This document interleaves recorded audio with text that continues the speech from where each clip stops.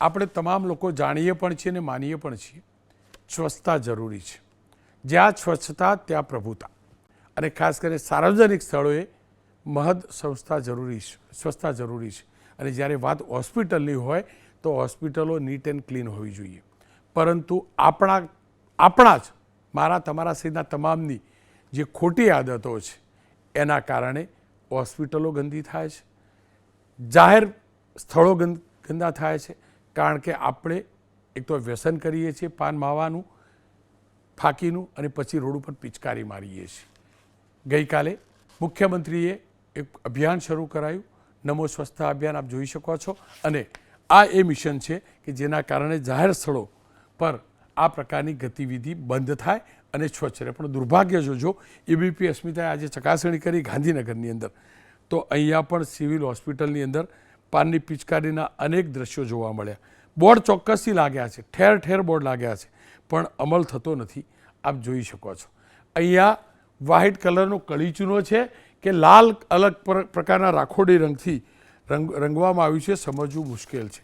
વોર્ડની અંદર પણ આ પ્રકાર, સીડીની અંદર પણ આ પ્રકારની સ્થિતિ. કેટલાક લોકો છુપાવીને પાન, બીડી, સિગરેટ અંદર પણ લઈ જાય છે અને દિવાલો ગંદકી કરે છે. અસારવા સિવિલ, મોટામાં મોટી સિવિલ હોસ્પિટલ, તમામ પ્રકારની પ્રશાસને સતર્કતા રાખી છે. સિવિલ હોસ્પિટલ પ્રશાસને સતર્કતા રાખી છે, પણ સ્થિતિ જોજો તમે. અહીંયા પણ દિવાલો આ જ પ્રકારે પાન પિચકારીથી લાલચોળ થઈ ચૂકી છે. આ દર્દીઓના સગા અને અન્ય જે મુલાકાતીઓ આવે છે તેમનું આ પાપ છે. એ ભૂલે છે કે અહીંયા સારવાર માટે આવ્યા છે, અને જ્યાં સારવાર થતી હોય ને ત્યાં સ્વચ્છતા જરૂરી છે, પરંતુ લોકો સમજતા નથી. અને આ સ્થિતિ છે. ખુદ ડૉક્ટર રાકેશ જોશી એ પણ સ્પષ્ટ કહે છે અને અમને પણ પ્રયાસ કર્યા છે, પણ આ સ્થિતિ છે. અમદાવાદની સોલા સિવિલ હોસ્પિટલમાં પણ આ જ પ્રકારની સ્થિતિ જોવા મળી.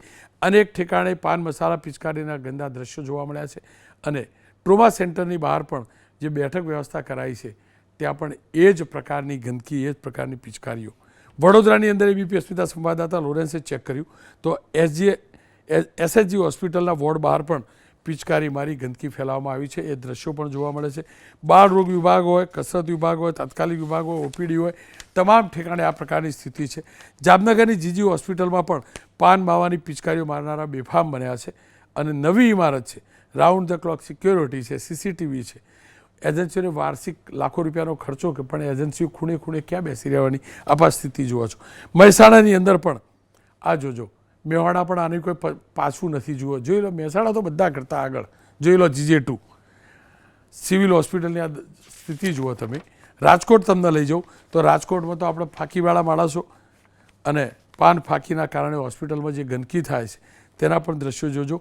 5 વર્ષ પહેલાં જે બિલ્ડિંગ બની છે એની અંદરની પણ તમે સ્થિતિ જોશો ને તો ચિંતાજનક સ્થિતિ છે. ઠેર ઠેર પાન, બીડી, સિગરેટના એ જ પ્રકારે લોકોએ થૂક્યા છે, પિચકારીઓ મારી છે. અને એટલે જ લાગ્યું કે આ મુદ્દે ચર્ચા પણ જરૂરી છે, મુદ્દાને સમજવો પણ જરૂરી છે. પ્રફુલભાઈ પાનસેરિયા આરોગ્ય મંત્રી છે, અને એ સાથે મિલનભાઈ ત્રિવેદી હાસ્ય કલાકાર છે, રાજકોટથી મારી સાથે જોડાયા છે, પત્રકાર પણ છે, અને કદાચ પાન ફાંકી નથી ખાતે હું જાણું છું. એટલે પાક્કું છે, જે પણ કહેશે સત્ય ત્યાંથી આવશે. પણ શરૂઆત પ્રફુલભાઈથી કરી લઈએ. પ્રફુલભાઈ, સરકારી હોસ્પિટલો, PHC, CHC સેન્ટરોમાં સ્વચ્છતા અભિયાન સરકારે શરૂ કરાવ્યું, એક આવકારદાયક પ્રયાસ છે, તેમાં કોઈ બેમત ન હોય છે. એબીપી અસ્મિતાએ આજે રિયાલિટી ચેક કર્યું કેટલીક હોસ્પિટલોમાં, તો ત્યાંની દિવાલો કળી ચૂનાથી નહીં પણ પિચકારીઓથી રંગાયેલી નજરે આવી. આ દૂષણ મોટા પાયે છે. દૂષણ દૂર થશે કેવી રીતે?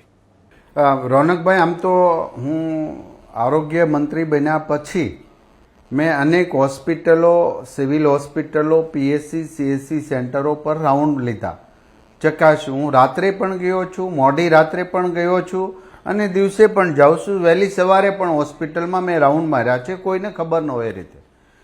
આ બધું જ મેં જોયું છે કે એક જાગૃત નાગરિક તરીકેની મારી ફરજ શું હોય એ ભૂલી જઈ હોસ્પિટલના બેડની નીચે પિચકારી મારવી, દરેક ટોયલેટ, દરેક પાણી પીવાના કુલર, ગેટ ઉપર, દાદરની સીડી હોય બંને સાઈડ, આ બધી જગ્યાએ પાન માવા ગુટકાના ખાધેલી પિચકારીઓ અસંસ્કારી લોકો મારી રહ્યા છે.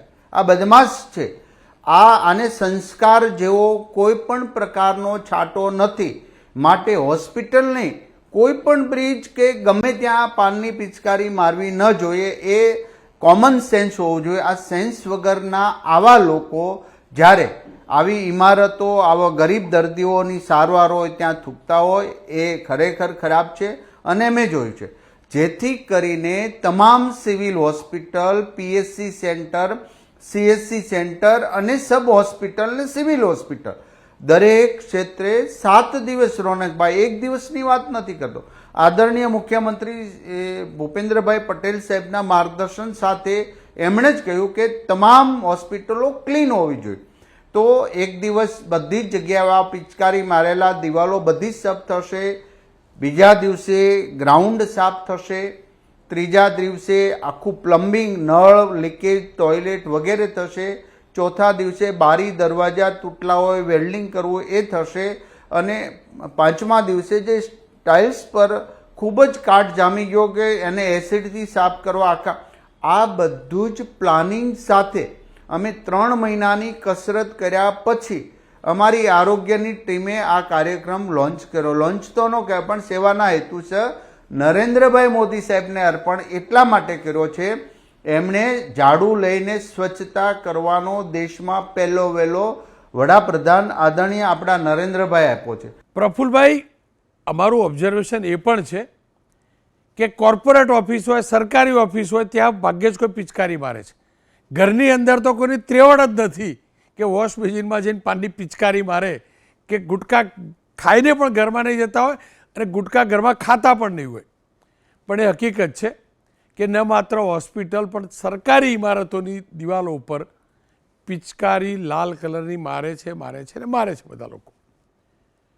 આ જ આપણા લોકો એરપોર્ટની બહાર પિચકારી મારીને પ્લેનમાં બેસે અને વિદેશ જાય તો ત્યાં ભૂલથી ગુટકાની પડીકી નીચે ફેંકાઈ ગયો ને તો ઉપાડી ખિસ્સા મૂકી દેશે. આટલા ડાયા ડમરા થઈ જાય છે. કદાચ ત્યાંના કાનૂનનો ડર છે એમને. તમને નથી લાગતું કે જો નાગરિકો જાતે આ નથી સુધરતા તો પછી જબરજસ્ત કાનૂની કાર્યવાહી થાય અને મોટો દંડ થાય એ પ્રકારની જોગવાઈ કરવી જોઈએ? આદરણીય મુખ્યમંત્રી ભૂપેન્દ્રભાઈ પટેલ સાહેબે એ જ આપને ત્યારે કાર્યક્રમના દિવસે પણ સંદેશ આપ્યો હતો કે પાન માવા ગુટકા ખાનારા એ ખાય એનો વાંધો નથી, એને બંધ કરાવી નહીં શકે, પણ પછી પિચકારી મારીને શહેરની, મહોલ્લાની, હોસ્પિટલો, સાર્વજનિક સ્થળોને બગાડે છે આ લોકો. માટે મેં રોનકભાઈ અસંસ્કારી શબ્દ વાપર્યો. જેટલા લોકો પાન માવો ગુટકા ખાય સરકારી ભીટ પર, કોઈની ભીટ પર, હોસ્પિટલ કે ખૂણામાં દાદરમાં થૂકે છે કે ફૂલ છોડના કુંડા મૂક્યા હોય એમાં થૂકે, આ બધા અસંસ્કારી છે. આ લોકોએ સુધરવાની જરૂર છે. હવે નહીં સુધરે તો ચોક્કસ એમના પર કાયદાકીય રીતે દંડની જોગવાઈ કરીને પણ સુધારવાનો પ્રશાસન થશે. આ કોઈ મિલનભાઈ મારી સાથે જોડાશે. મિલનભાઈ, કોઈ ઘરમાં પિચકારી મારી? કોઈની પત્નીએ તમને કીધું કે અમારા એ તો આઈન વોશ બેસિનમાં પિચકારી મારે છે? કોઈએ ડ્રોઈંગ રૂમની દિવાલ ઉપર પિચકારી મારી? આ માનસિકતા કેમ? એમાં હું રોનકભાઈ, એમાં એવું થાય કે જો ઘરમાં પિચકારી મારે ને તો દિવાલ તો લાલ થાય પણ ગાલ પણ લાલ થાય. એટલે એ ગાલ લાલ ન થાય એટલા માટે ઘરમાં પિચકારી નથી મારતા. બીજી વસ્તુ એ છે, પાનસુરિયા સાહેબની વાત મને બહુ ગમી છે કે દંડ થશે, પણ જે આપણે સરકારી હોસ્પિટલોની જ વાત કરીએ ને તો હોસ્પિટલોમાં સિક્યુરિટી પણ હોય છે, પટાવાળા હોય છે, વોર્ડ બોય હોય છે, નર્સ હોય છે, બધા હોય છે, પણ બધા કોન્ટ્રાક્ટ બેઝ ઉપર હોય છે. એટલે જે પિચકારી મારે એને ના પાડવાનો પગાર છે ને એ આ કોન્ટ્રાક્ટરો નથી દેતા. હકીકત એવી છે કે ભાઈ 30,000નો પગાર સરકારે નક્કી કર્યો હોય ને તેના હાથમાં 20 જ આવે છે. ઓલો જે 10 છે ને પગાર જે કપાઈ જાય છે ને વચ્ચે કટકી થઈ જાય છે ને એ પિચકારીની ના પાડવાનો છે. એટલા માટે એ લોકો ફરજમાં નથી ગણતા. એટલે બીજું શું છે કે સરકારે એક પરિપત્ર કરવાની જરૂર છે કે જે આવી જગ્યાએ છે ને ત્યાં ભગવાનના ફોટા મૂકે. સાહેબ, આ કરવા જેવું છે. ભગવાનના ફોટા મૂકશો તો કોઈ પિચકારી નહીં મારે, કેમ કે એ ડર છે. એટલે આ તંત્રમાં જે ફેરફાર કરવાના છે ને એની વાત છે. બીજું, સિવિલ હોસ્પિટલની જે આટલી બધી વાત નીકળીને તમે સ્વચ્છતા ઉપર જે ભાર મૂક્યો છે મને ગમ્યું, પણ સિવિલમાં બીજી પણ પાનસુરિયા સાહેબને જણાવવાનું થાય કે ઘણી વ્યવસ્થાની જરૂર છે. અત્યારે અમારી રાજકોટની જ વાત કરીએ તો સાહેબ રોજની એક પૂર્તિ તમે છાપી શકો એટલું તંત્ર ખરાબ છે. અને મેં તો એવું સાંભળ્યું છે કે નજીકના ભવિષ્યમાં જ અમારા સુપ્રિન્ટેન્ડન્ટ બદલાવાના છે. ડીન તો બદલાઈ ગયા, પણ લોકો સાહેબ એક અમેરિકાનો કિસ્સો કહું, હું તો કલાકાર છું એટલે કલાકારનો કિસ્સો કહું કે અમેરિકાની ટૂરમાં મુંબઈના એક કલાકારે પાન ખાઈ અને પ્રવાસ કર્યો. સિટીમાંથી નીકળતા હતા, પણ આપણે ત્યાં બે પ્રકારની પિચકારી આવે.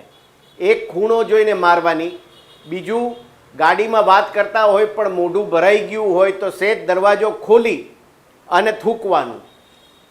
ભાઈ ભૂલી ગયા કે હું અમેરિકામાં છું, આર્ટિસ્ટ ભૂલી ગયો અને એણે દરવાજો ખોલી અને પિચકારી મારી એટલે કોગળો કાયદેસર કર્યો.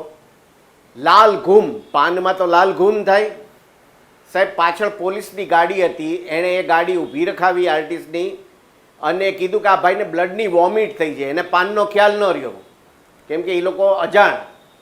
સાહેબ ઓલાએ કન્વિન્સ કરતા અડધી કલાક થઈ કે મેં પાન ખાધું છે ને આ એની પિચકારી છે. કન્વિન્સ થઈ ગયા, પછી હેવી દંડ થયો અને રોડ પણ ધોરાવવામાં આવ્યો.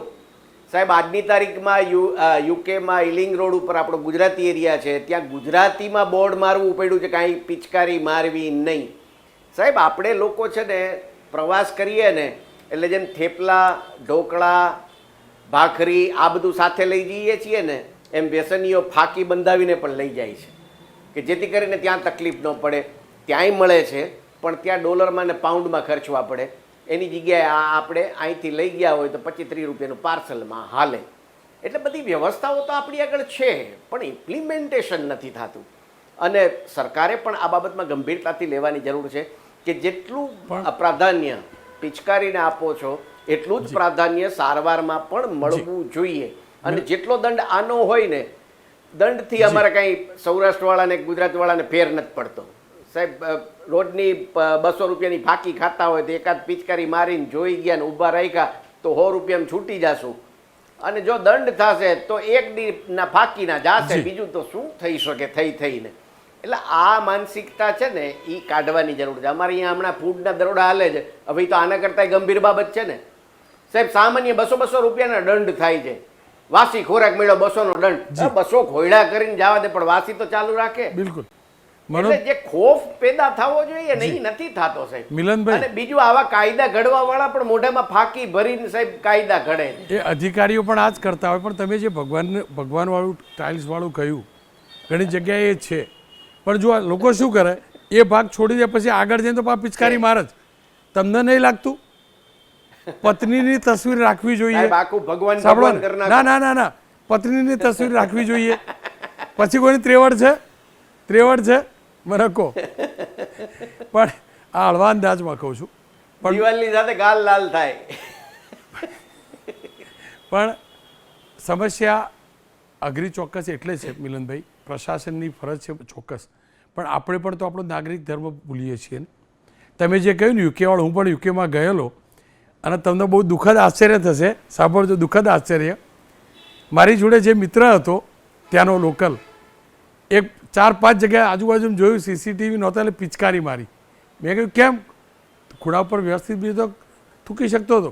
ના કે આ એમને બીજું બધું ચલણ આપણા જોડે ફળાઈ જાય ને એનું વેરની વસૂલાત કરું છું.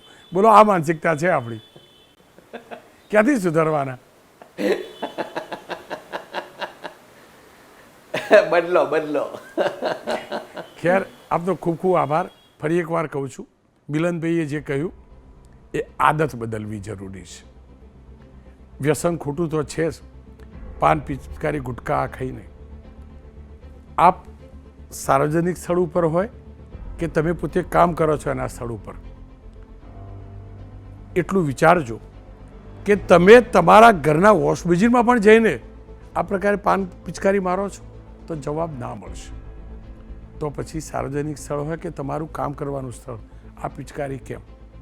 અને હકીકત એ પણ છે ન માત્ર સાર્વજનિક જગ્યાઓ પણ કેટલીક ઓફિસોમાં કર્મચારીઓને આજે પણ એવી આદત છે, મારા ત્યાં પણ આ સ્થિતિ છે. આ હકીકત છે. નથી સુધરતા લોકો.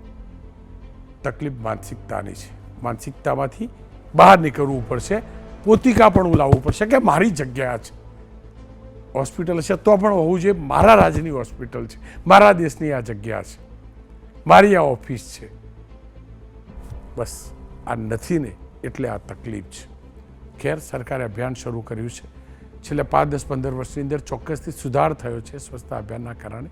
આશા અને અપેક્ષા રાખીએ. આપણને વિદેશ ગમે છે તો વિદેશમાં જેવું વર્તન કરીએ છીએ ને એવું આપણા દેશમાં, આપણા પ્રદેશમાં પણ કરીએ.